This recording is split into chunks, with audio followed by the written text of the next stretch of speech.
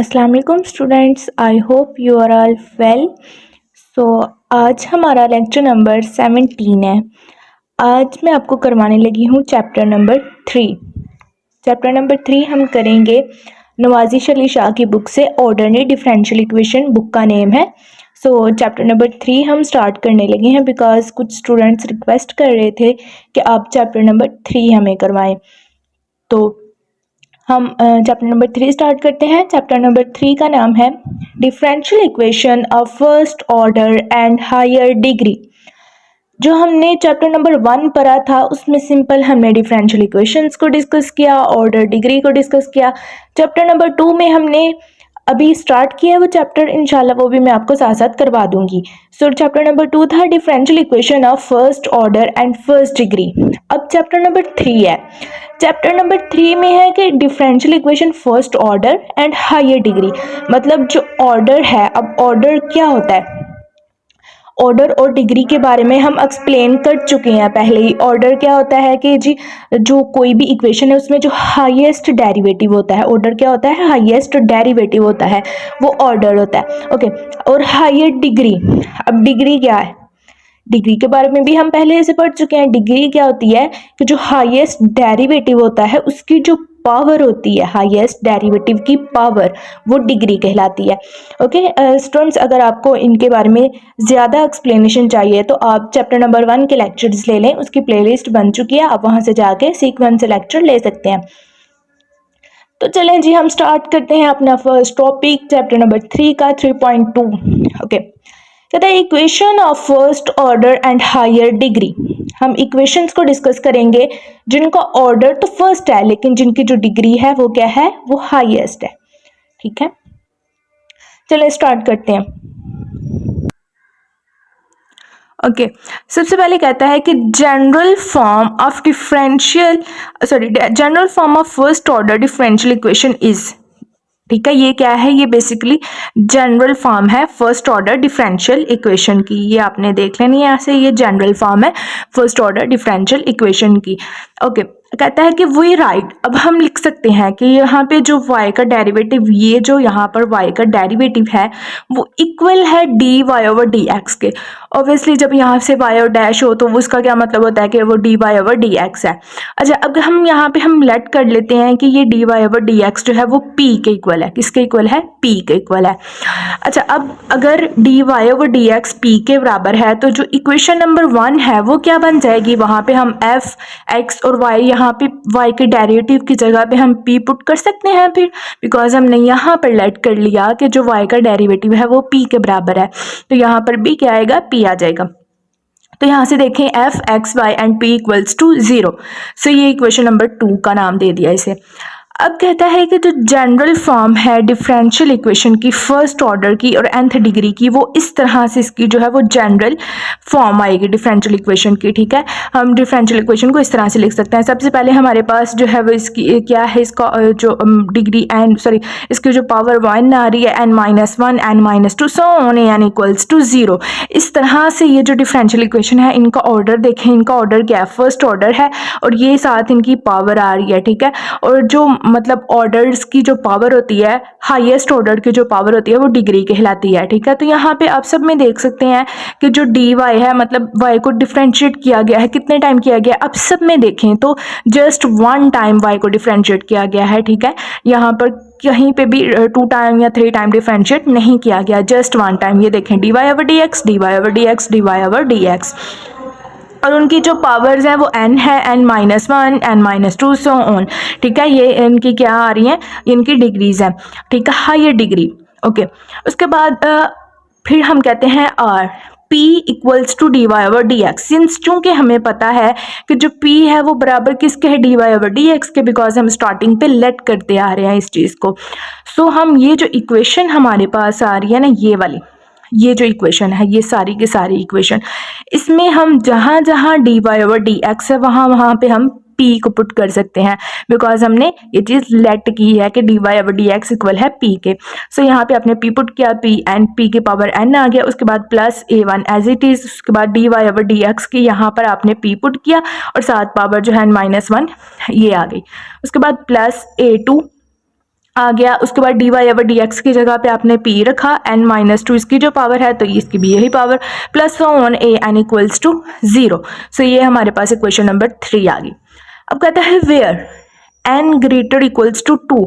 अब यहाँ पर एक कंडीशन आ गई है। कंडीशन क्या है कि जो यहाँ पर एन यूज हो रहा है, ये वाला एन, ये जो पावर में आ रहा है एन, और ये वाला भी, इसको क्या होना चाहिए, ये ग्रेटर इक्वल होना चाहिए 2 से, ठीक है। इसको ग्रेटर इक्वल्स टू 2 होना चाहिए। एंड A1 सो आंसर ये यहाँ पर जस्ट ये पावर की बात की जा रही है। एंड जो है पावर में आ रहा है उसको क्या होना चाहिए, ग्रेटर इक्वल होना चाहिए 2 से। And A1 A2 so on AN, ये वाले जो है A1 A2 so on AN, ये फंक्शंस हैं किसके, x और y के फंक्शंस हैं ये। अच्छा, यहाँ पर ये जो टर्म है ना n ग्रेटर इक्वल्स टू 2, इसको आपने माइंड में रख लेना, बिकॉज बहुत दफ़ा MCQs में ये चीज़ें पूछी जा सकती हैं, ठीक है। अच्छा जी, नेक्स्ट हम देखते हैं। ओके, सो नेक्स्ट हम देखेंगे 3.3 टाइप्स ऑफ इक्वेशंस। अब हमने यहाँ पर क्या डिस्कस करना है, टाइप्स ऑफ इक्वेशंस। अब हमने टाइप्स बेसिकली डिस्कस करनी है इक्वेशंस की।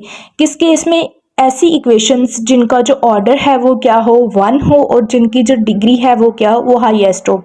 यहाँ पे देखें, कहता है differential equation of first order, order 1 है but not of first degree, लेकिन डिग्री जो है वो 1 नहीं है, तो उसकी ये वाली टाइप्स आएंगी। अब स्टूडेंट्स, आपने ये जो है ना टाइप्स और इनको आपने याद रखना है, बिकॉज जो आपने चैप्टर नंबर 2 में पढ़ा था उसमें ये था कि ऑर्डर जो है वो 1 है, डिग्री 1 है, तो फिर कौन से टाइप्स आ रही थी उसमें हमने पढ़ा था एग्जैक्ट, होमोजीनियस, सेपरेबल एंड और भी इसी तरह से, ठीक है। और यहाँ पर जो है ये जो इक्वेशन है इसकी जो डिग्री है वो 1 नहीं है, ठीक है, डिग्री जो है वो हायर है, बट ऑर्डर 1 है, तो इस केस में जो है ये टाइप्स होंगी इक्वेशंस की, ठीक है। ये सारी की सारी क्या होंगी, ये टाइप्स आएंगी इक्वेशन की। फर्स्ट देखें, फर्स्ट क्या है, इक्वेशन सोल्वेबल फॉर पी, ठीक है, इक्वेशन जो है वो सोल्व हो सकती हो पी के लिए। सेकंड देखें, equation solvable for Y, Y के लिए सोल्व हो सकती हो। इक्वेशन सोल्वेबल फॉर एक्स, और एक्स के लिए हम उसको सोल्व कर सकते हो। सो ये 3 टाइप्स आएंगी, उस केस में आएंगी जब इक्वेशन का जो ऑर्डर है 1 होगा लेकिन डिग्री जो है वो हायर होगी। ओके, सो हम 1 बाय 1 ये सारी की सारी टाइप्स को डिस्कस करेंगे, इनसे रिलेटेड कुछ क्वेश्चंस भी करेंगे। सबसे पहले टाइप फर्स्ट जो है वो क्या है, 3.4 हमारे पास आ गया सेक्शन, कहते हैं इक्वेशन सोल्वेबल फॉर पी। ये फर्स्ट वाली हम ले लेते हैं यहाँ से, ठीक है, ये वाली, ये हम यहाँ पे ले लेते हैं, equation solvable for p. So p की power n plus a1 p n minus 1 plus a2 p की power n minus 2 so on a n minus 1 p plus a n equals to 0। Equation number 3, ये आपने यहाँ पे tension नहीं लेनी कि ये इक्वेशन कहाँ से आ गई अचानक से। तो स्टूडेंट्स ये पीछे हम पढ़ के आ रही हैं, मैं आपको दिखा देती हूँ। ये देखें स्टूडेंट्स, यहाँ पर ये जो इक्वेशन आई थी ना, इक्वेशन नंबर 3, वही हमने वहाँ पर राइट की हुई है, ठीक है, ये देखें वही वहाँ पर भी लिखी हुई है। अच्छा जी, ये हमारे पास इक्वेशन नंबर 3 है। कहता है equation number 3 is a polynomial of degree n। अब ये जो इक्वेशन नंबर 3 है ये बेसिकली क्या है, ये पोलिनोमियल्स हैं किसकी, डिग्री जिनकी क्या है n है, डिग्री क्या है जिसकी n है, इन p में। Therefore it can be resolved into n linear factors of first degree. कहता है कि अगर हमारे पास ये जो इक्वेशन नंबर 3 है ये पोलिनोमियल्स की फॉर्म में है जिसकी डिग्री जो है वो n है, तो इस वजह से हम इसको सोल्व कर सकते हैं लीनियर फैक्टर्स में। किसमें, लीनियर फैक्टर्स में। मतलब आपने पढ़ा होगा कि अगर आपके पास कोई भी इक्वेशन है वो पोलिनोमियल की फॉर्म में गिवन होती है, पोलिनोमियल है, तो आप क्या करते हैं, आप फैक्टराइजेशन अप्लाई करते हैं, फैक्टर्स बना लेते हैं, ठीक है। तो सिमिलर वही केस हमने यहाँ पे भी अप्लाई करना है।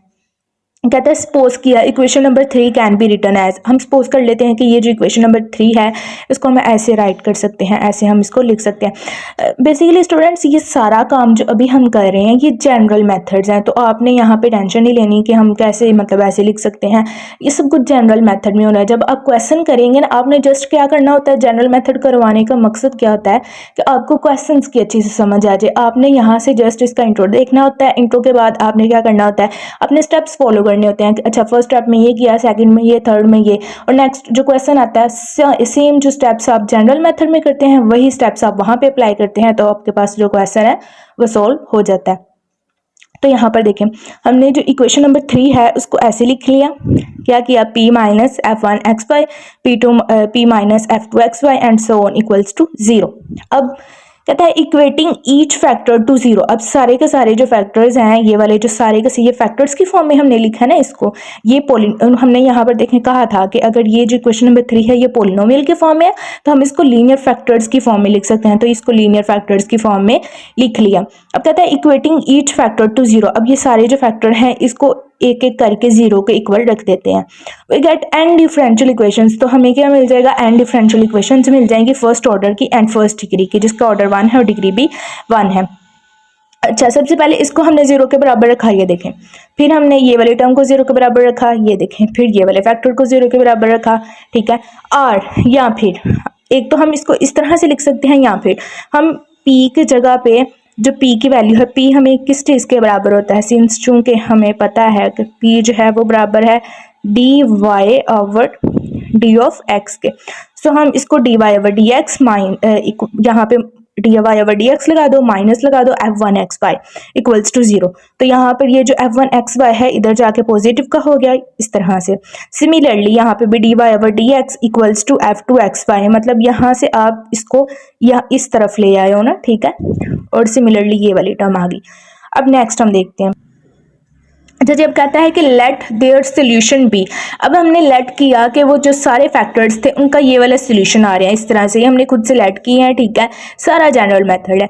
अब वी टेक हम ले लेते हैं कि यहाँ पर ये देखें C1, ये C2 और ये जो Cn है ये सारे के सारे बेसिकली स्टूडेंट्स कॉन्स्टेंट्स होते हैं। तो हम कह सकते हैं कि C1 C2 Cn so on C के बराबर है, मतलब है तो सारे कॉन्स्टेंट, तो आप इस सारे को C भी कॉन्स्टेंट है तो C के इक्वल रख दो कि ठीक है ये सारे जो हैं वो C हैं। हम कह सकते हैं ऐसे, therefore the solution of equation number 3 is product of solution in equation number 4 can be written in form। so ये जो इक्वेशन नंबर 4 है और पीछे जो इक्वेशन नंबर 3 थी इनका सोल्यूशन क्या आ जाएगा, इस फॉर्म में आ जाएगा, ठीक है, phi1 x by c, phi2 x by c and so on phi n x by c equals to 0। तो स्टूडेंट्स अगर मैं आपको एक दफ़ा फिर से बता दूं कि हमने अभी तक क्या पढ़ा, हमने पढ़ा था कि जो इक्वेशंस हैं उनको p से सोल्व करने का मेथड, मतलब कैसे हम कोई भी इक्वेशन है उसको p की टर्म्स में कैसे सोल्व कर सकते हैं। तो इसमें सबसे पहले हमने ये इक्वेशन ली, इक्वेशन जो है वो पोलिनोमियल की फॉर्म में, इट्स मीन्स हम इसके फैक्टर्स बना सकते हैं। हमने लीनियर फैक्टर्स बनाए, इनको इक्वेट के 0 के इक्वल है। इक्वेट करने के बाद हमने अब खुद से एक सोल्यूशन जो है, सोल्यूशन यहाँ पे हमने लेट किया। उसके बाद यहाँ पर जितने भी कॉन्स्टेंट्स आ रहे थे उनको हमने एक कॉन्स्टेंट c से रिप्रेजेंट कर दिया। अब स्टूडेंट्स आपके माइंड में एक चीज़ आ रही होगी कि हमने इसको C से, मतलब अब है तो ये C1 है, यहाँ पे C2 है, यहाँ पे Cn है, हमने इन सबको C ही क्यों कहा, ठीक है, ए कांस्टेंट क्यों, हमने ए कांस्टेंट क्यों कह दिया कि मतलब ये सारे एक ही यहाँ पे कांस्टेंट है C, ठीक है, सब में आ रहा है। देखें स्टूडेंट्स, मैंने आपको चैप्टर नंबर 1 से एक चीज़ बता के आ रही हूँ, तब भी मैंने आपको बताया था कि जितना आपके पास कोई भी आपके पास इक्वेशन है, जितना उस इक्वेशन का ऑर्डर होगा, ठीक है, उतने ही उस इक्वेशन में क्या होने चाहिए, कॉन्स्टेंट्स होने चाहिए, ठीक है, जितना ऑर्डर उतने ही कॉन्स्टेंट, ठीक है, ओके। अब यहाँ पर अगर आप देखें तो आपके पास ऑर्डर कितना है, हम कितने ऑर्डर के लिए पा रहे हैं, बेसिकली हमारा जो चैप्टर है उसका नेम यही है कि जो डिफरेंशियल इक्वेशन है उसका ऑर्डर तो 1 है लेकिन जो डिग्री है वो हायर है। तो जब ऑर्डर 1 है तो फिर ऐसे कैसे हो सकता है कॉन्स्टेंट जो है वो यहाँ पे 5-6 आ जाए, जितना ऑर्डर उतने कॉन्स्टेंट, ऑर्डर 1 कॉन्स्टेंट 1, ठीक है, ये देखिए ए कॉन्स्टेंट, ठीक है। सो आई होप सो कि आपको इस कॉन्सेप्ट की ना अच्छे से समझ आ गई होगी। अगर आपको नहीं समझ आ रही तो आप कमेंट बॉक्स में पूछ सकते हैं। अच्छा जी, नेक्स्ट हम यहाँ पे मूव कर देते हैं इसकी एग्जाम्पल्स की तरफ। अच्छा जी, सबसे पहले हमारे पास एग्जाम्पल नंबर 1 है, हमें क्वेश्चन गिवन है p का square plus p minus 2 equals to 0। ये हमें गिवन है क्वेश्चन, हमने इसको सॉल्व करना है। सोल्यूशन देखें, सबसे पहले वैसे ही लिख लिया p square plus p minus 2 equals to 0। अब जो जनरल मेथड में किया वही यहाँ पे भी स्टेप्स करेंगे। जनरल मेथड में क्या किया, हमने कहा कि जो इक्वेशन है वो पोलिनोमियल्स की फॉर्म में है, लीनियर फैक्टर्स बनाएंगे, लीनियर फैक्टर्स बनाने के बाद इक्वेट करेंगे 0 के बराबर इक्वेट करने के बाद हम सोल्यूशंस लेंगे, सोल्यूशन लेट करेंगे, सोल्यूशन हमें मिल जाएगा, ठीक है।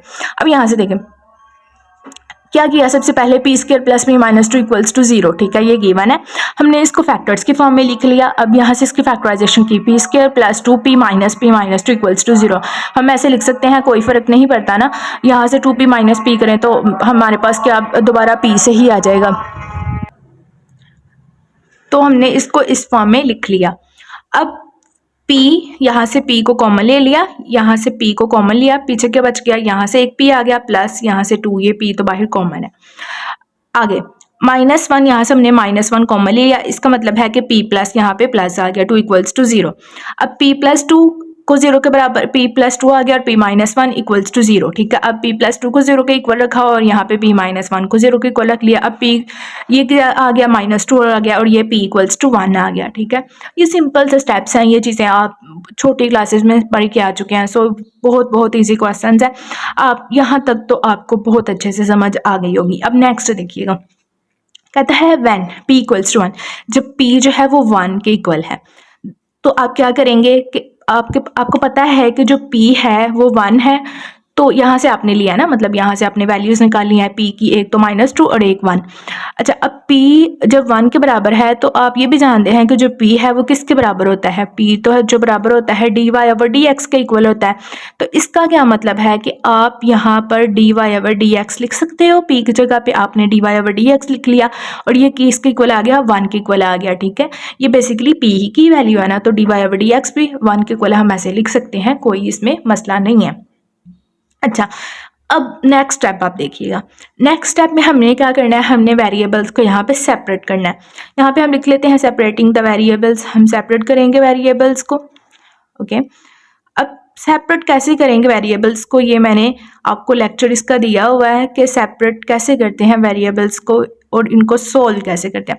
अब सेपरेटिंग द वेरिएबल्स, यहाँ पे dy इक्वल्स टू ऐसे हो जाएगा, dy इधर और dx जो है वो इधर आ जाएगा 1 के साथ। सो हम क्या करेंगे, ऐसे क्वेश्चन जिसमें हम सेपरेट करते हैं वेरिएबल्स को, उनको कैसे सोल्व करते हैं, इसका मैं एक लेक्चर आपको दे चुकी हूँ, सो आप वहाँ से जाके लेक्चर ले सकते हैं, ठीक है। सो लेक्चर नंबर 16 है वो, ठीक है, ये हमारे पास लेक्चर नंबर 17 है। इससे जो पिछला लेक्चर था उसमें मैं आपको बता चुकी हूँ कि वेरिएबल्स को सेपरेट कैसे करते हैं, क्या मेथड होता है इनको सोल्व करने का, ऐसे क्वेश्चंस को। अच्छा जी, हमने वेरिएबल्स को सेपरेट किया, उसके बाद हम इंटीग्रेट करेंगे, बिकॉज ये जो है वो मेथड है कि जब आप वेरिएबल्स को सेपरेट करते हो देन आप इंटीग्रेट करो। तो इंटीग्रेट कर लिया हमने दोनों साइड पे, ठीक है, इंटीग्रेशन ली। इंटीग्रेशन लेने के बाद इंटेग्रल को सॉल्व किया तो हमारे पास y equals to h plus c1 आ गया। इसको हमने इक्वेशन नंबर 1 का नाम दे दिया, ठीक है। अब कहता है कि वैन जब p बराबर है -2 के, हमारे पास p की दो वैल्यू निकली थी, एक p1 था और एक p क्या था -2। जब p बराबर है -2 के तो देन आप p की जगह पे लिख सकते हो dy ओवर dx, बिकॉज ये वैल्यू है इसकी, तो dy over dx equals to -2। Again आप सेपरेट करोगे वेरिएबल्स को, सेपरेटिंग द वेरिएबल्स, dy जो है वो क्या हो जाएगा -2 d ऑफ x। अब आप क्या करोगे, इंटेग्रल ले लोगे, दोनों साइड पे आपने इंटेग्रल ले लिया, यहाँ से खत्म हो जाएगा इंटेग्रल, y आ जाएगा इक्वल्स टू माइनस, यहाँ पे -2x प्लस c2 कॉन्स्टेंट कोई भी इंटीग्रेशन का, सो इसको इक्वेशन नंबर 2 का नाम दे दिया। अब कहता है जो कंप्लीट सोल्यूशन है वो इस तरह से है कि जो y, यहाँ से देखिएगा, यहाँ से y, ये जो x है ये इधर माइनस का और ये जो c1 है यहाँ भी माइनस का चला गया, देखें -x माइनस c1, ठीक है, और y यहाँ से देखें +2x minus c2 equals to 0। अब यहाँ तक आपने जो कुछ भी पढ़ा है, ठीक है, जो कुछ भी आपने किया वो आप जनरल मेथड में पढ़ के आ चुके हो।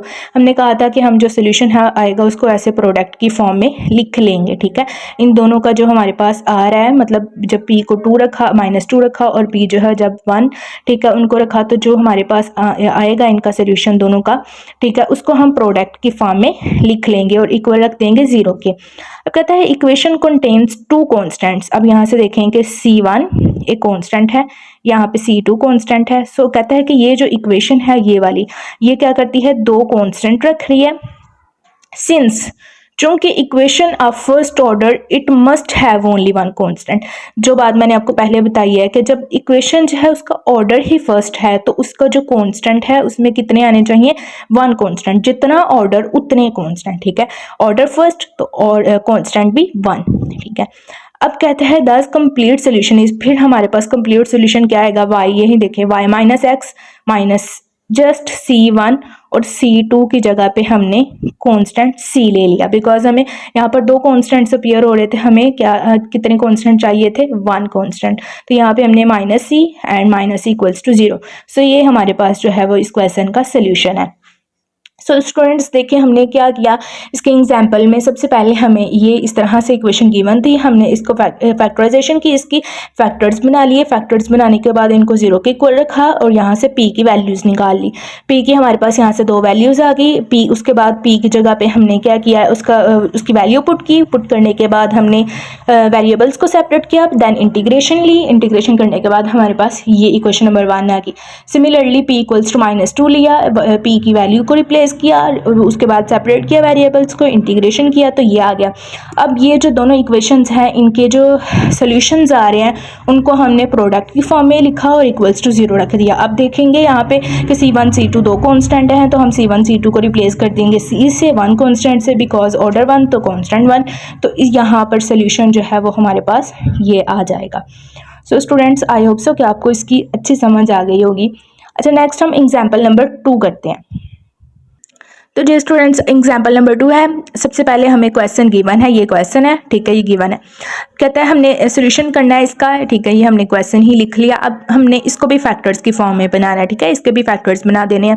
अब यहाँ से आप देखें कि p आप कॉमन ले सकते हैं, तो अंदर क्या बचेगा, यहाँ से एक p कॉमन ले लिया, एक p यहाँ पे एक p बच गया, प्लस यहाँ पर x, उसके बाद प्लस यहाँ से आपने y कॉमन ले लिया y, और यहाँ पर p प्लस x आ गया इक्वल्स टू 0। अब यहाँ से फैक्टर्स बन गए p plus x and p plus y equals to 0।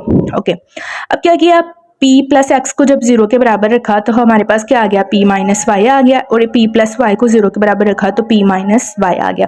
अब जब p इक्वल है माइनस एक्स के, देन आप p की जगह पे वैल्यू रिप्लेस करो, dy over dx equals to minus X. उसके बाद आप क्या करोगे, यहाँ से आप क्या करोगे, आप सेपरेट करोगे वेरिएबल्स को, ठीक है, वही जैसे हमने क्वेश्चन नंबर 1 किया था, सिमिलरली हम ये क्वेश्चन भी करेंगे, ठीक है। आपने यहाँ पे क्या किया, सेपरेट किया वेरिएबल्स को, तो यहाँ से क्या आपके पास आ गया, dy equals to minus X dx, ठीक है।